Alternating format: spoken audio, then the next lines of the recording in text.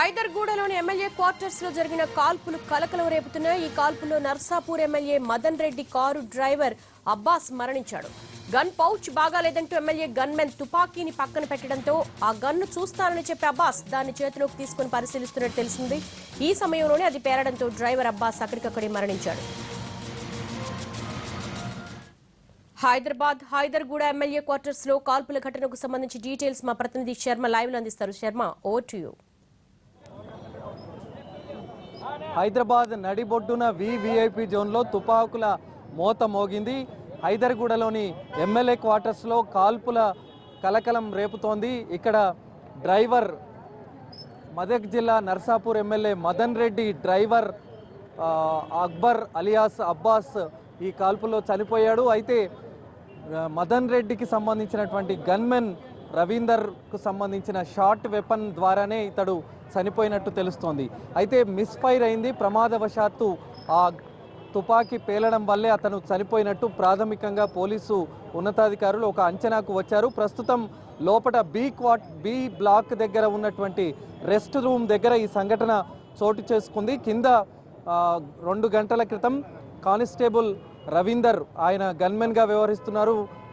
మెదక్ జిల్లా నర్సాపూర్ ఎమ్మెల్యే మదన్ రెడ్డికి గన్మెన్గా వ్యవహరిస్తున్నటువంటి రవీందర్కు సంబంధించిన తుపాకీ అది. ఆ తుపాకీని ఆయన బయటకు తీసి ఆ పౌచ్ కొంత ఇబ్బందికరంగా ఉండడం వల్ల దాన్ని చూసేటువంటి క్రమంలోనే ఈ అక్బర్ డ్రైవర్ ఎమ్మెల్యే డ్రైవర్కు సంబంధించినటువంటి అక్బర్ కూడా దాన్ని పరిశీలించేటువంటి క్రమంలో ఆ ట్రిగ్గర్ నొక్కినట్టుగా తెలుస్తోంది. ట్రిగ్గర్ నొక్కడం వల్ల అతని కణతకు ఛాతి భాగం నుంచి కణతకు వెళ్లడం వల్లే అతడు అక్కడికక్కడే కుప్ప కూలాడు.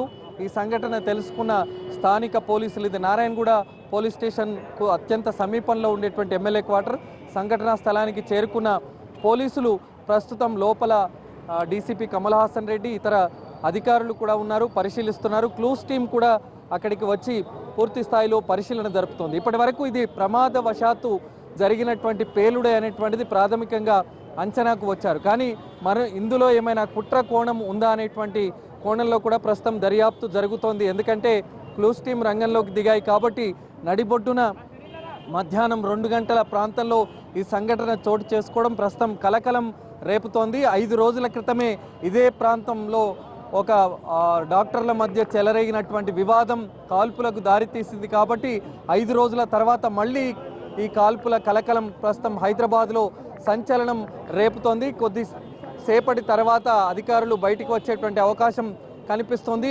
ఈ ఎమ్మెల్యే క్వార్టర్స్ దగ్గర హడావుడి కనిపిస్తుంది. లోపలికి ఎవరిని కూడా అనుమతించడం లేదు. ఎందుకంటే అత్యంత కట్టుదిట్టమైనటువంటి ప్రాంతం, ఎమ్మెల్యేలు ఉండేటువంటి ఈ ప్రాంతంలో ఈ కలకలం, కాల్పుల కలకలం తీవ్రమైనటువంటి సంచలనం రేపుతోంది. అయితే ఇది ప్రమాదవశాత్తు మాత్రమే జరిగిందనేటువంటిదే ఇప్పటి వరకు ప్రాథమికంగా అధికారులు ఒక అంచనాకు వచ్చారు.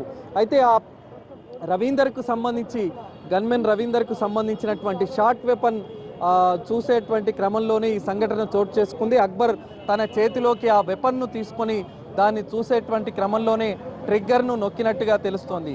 అయితే ఇందులో రవీందర్ నిర్లక్ష్యం చాలా స్పష్టంగా కనిపిస్తోంది. షార్ట్ వెపన్ను లాక్ చేయకపోవడం, కేవలం అతడు పట్టుకునేటువంటి క్రమంలో ట్రిగ్గర్ నొక్కడం, అంటే చాలా ఈజీగా ట్రిగ్గర్ నొక్కడం వల్ల వెపన్లో ఉన్నటువంటి బుల్లెట్ బయటికి రావడం, అతని శరీరంలోకి దూసుకుపోవడం వెంటనే జరిగిపోయాయి. ప్రస్తుతం మనం చూస్తున్నటువంటి ఈ బ్లాక్ సమీపంలోనే ఈ సంఘటన చోటు చేసుకుంది. ఆ బ్లాక్ ముందు ఉన్నటువంటి రెస్ట్ రూమ్ దగ్గర ఈ సంఘటన జరిగింది. ప్రస్తుతం క్లూస్ టీం ఇతర అధికారులు కూడా దీన్ని పరిశీలిస్తూ ఉన్నారు.